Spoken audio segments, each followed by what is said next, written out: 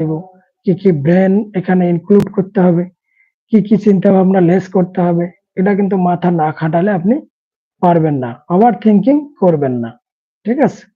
তো মোটামুটি আমরা ৬টা বিষয়ে আলোচনা করে ফেললাম। মাঝে মধ্যে নিজেকে ছুটি দিতে হবে। কেন ছুটি দিবেন? নিজেকে আবার ছুটি দেয়া যায় নাকি? আমি তো ছুটিতেই থাকি না। নিজেকে একটু ছুটি দেন। আপনি যে পেশায় আছেন এই পেশা থেকে একটু বাইরে যান।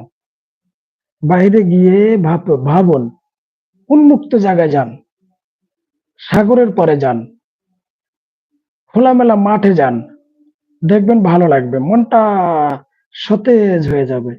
সমস্ত বদ নিঃশ্বাস ত্যাগ করে প্রশান্তির নিঃশ্বাসগুলো নেন। মুক্ত বাতাস ভিতরে ঢুকায় নিয়ে আসেন। এজন্য নিজেকে একদিন ছুটি দিবেন। এই ছুটির ফাঁকে আপনার কিছু কাজ আছে। ছুটির ফাঁকে আপনাকে প্রকৃতি থেকে শিখতে হবে।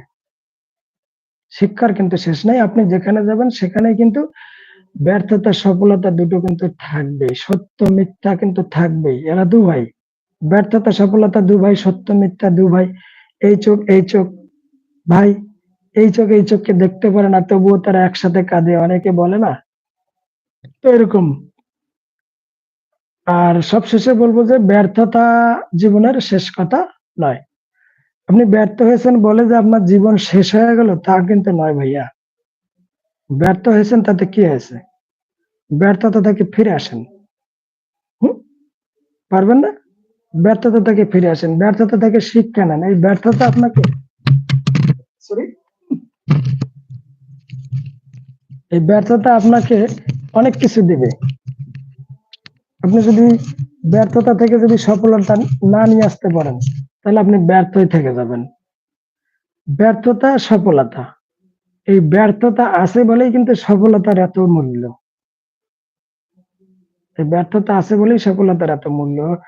আপনি ব্যর্থতা থেকে শিক্ষা নেন। ডায়েরিতে নোট করেন কোন, কোন বিষয়গুলো আপনি ব্যর্থ হয়েছেন। ধরুন আপনি একটা ব্যবসা করছিলেন। একজনকে ধার দিয়েছেন অনেক টাকা, সে আর রিটার্ন দেয়নি। পার্টনারের ব্যবসা করেছেন, পার্টনার আপনার লাভ্যাংশের হিসাব দেয়নি বা মালের সঠিক হিসাব দেয়নি, ঠকে গেছেন। যৌথ অ্যাকাউন্ট করেছেন ব্যাংকে, দেখা গেছে যে সেখান থেকে আপনার স্বাক্ষরে জালিয়াতি হয়েছে। এই বিষয়গুলো মাথায় রাখেন। ব্যবসা কিভাবে করবেন, কোন ব্যক্তিগুলোর সঙ্গে ব্যবসা করবেন, কোথায় ঠকেছেন, এগুলো পয়েন্ট করেন, নোট করেন, পয়েন্ট নোট করেন। পরবর্তীতে এটা নিয়ে ডিসকাস করুন, দেখবেন আপনি ঘুরে দাঁড়াবেন। যে ভুলগুলো আগে করেছিলেন এই ভুলগুলো আর কখনো করবেন না। তো মূল বিষয় কিন্তু এটাই যে ব্যর্থতা থেকে ফিরে আসার ৭টি উপায়। ৭টি বা ৮টা উপায়। আমি ৮টা উপায়ের কথা বললাম। এই ৮টা উপায় কিন্তু মোটামুটি ব্যর্থতা থেকে ফিরে আসার কৌশল। এগুলো যদি আপনি মেনে চলতে পারেন ভাই আপনার লাক। আপনি ফিরে আসবেন। ব্যর্থ হলে কখনো পিছনে পড়বেন না। ব্যর্থ হলেই যে আপনি ঠকে গেলেন, ব্যর্থ হলেই যে আপনার সব শেষ হয়ে গেল না। এখান থেকে শুরু হয়। এখান থেকে শুরু, আবার শুরু হবে। ভিডিওটি যদি আপনার কাছে একটুকু ভালো লাগা থাকে অবশ্যই শেয়ার করে দিবেন। আপনি যা দেখতেছেন লাইভ দেখতেছেন। ভিডিওটি শেয়ার করে দিবেন, কমেন্টস করবেন। পরবর্তীতে যদি আপনার কোনো টপিকস থাকে আমার কমেন্ট সেকশনে গিয়ে সুন্দর করে একটা কমেন্ট করে দিয়ে আসবেন। ধন্যবাদ, ভালো থাকবেন। আসসালামু আলাইকুম।